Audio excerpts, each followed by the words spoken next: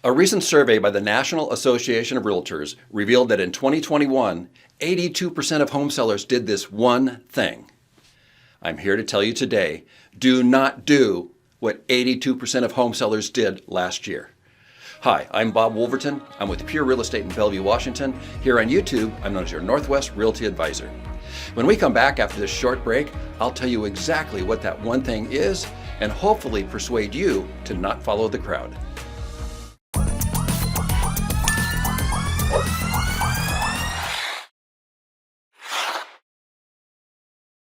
Okay, here it is.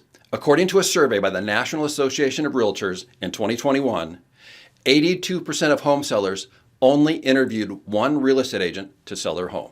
Or in other words, they used the very first real estate agent they spoke to. Well, now why is that a problem? Well, let me share with you a real-life conversation that I had recently. So recently I met a woman at a social event who mentioned that she was going to be selling her home and moving out of state. Well, of course, I had to ask her if she had interviewed any real estate agents yet. And she told me that she had not, because her niece has a real estate license and she was going to have her niece sell her home. Well, then I asked her what neighborhood her home was located in. And when she told me, I'm very familiar with this particular neighborhood. And even without seeing her home, I was pretty comfortable in saying that the value of her home was at least $1 million. And probably in all reality, probably more in the neighborhood of $1.5 million. So I asked her, I go, knowing your neighborhood, is it a safe assumption your home is worth at least $1 million? She said, yeah, that's a fair and safe assumption. Then I said to her, okay, let's assume you have an investment portfolio of $1 million. And if you were looking for a financial advisor to care for the value of your investment portfolio, would you use the first person you speak with? Or would you interview several investment advisors and then select the best one to handle your portfolio? And she said, well, I would definitely interview several financial advisors. So then I asked, well, now why would you treat the equity in your home any differently than an investment portfolio? Now, of course, that was a rhetorical question. I didn't want to put her on the spot. I just wanted her to consider what she was doing with her $1 million asset.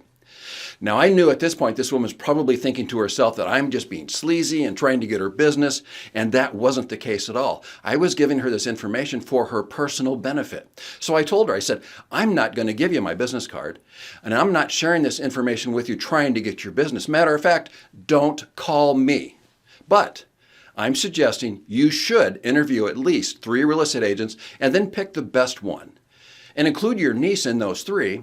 And if your niece is the best qualified, then you'll feel much more comfortable that you picked the best qualified person to handle the sale of your $1 million asset. And if you pick someone else, well, at least you let your niece interview for the job, and you can probably give her some feedback on what she can do differently or do better in her next interview. Okay, now here's a second piece of advice.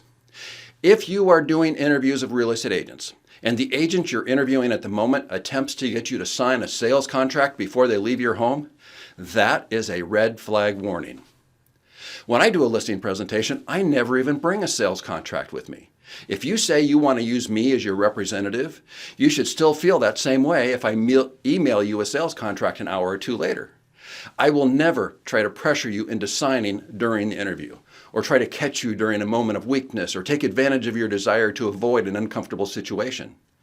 And if someone does, that is a red flag warning that they don't have your best interest at heart, and they are not the right agent to represent you.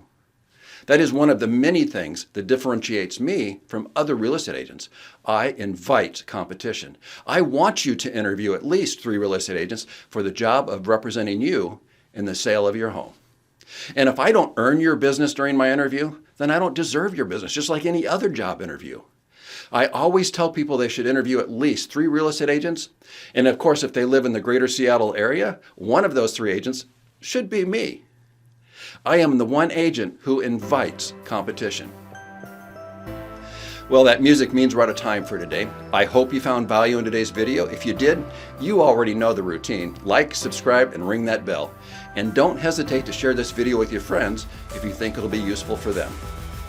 If you have a real estate question that I haven't already answered on this YouTube channel, somewhere in these 150 plus videos, please put your question in the comments below, and I'll make a video specifically to answer your question. Because if it's a question you have, there's probably many other people who have the exact same question.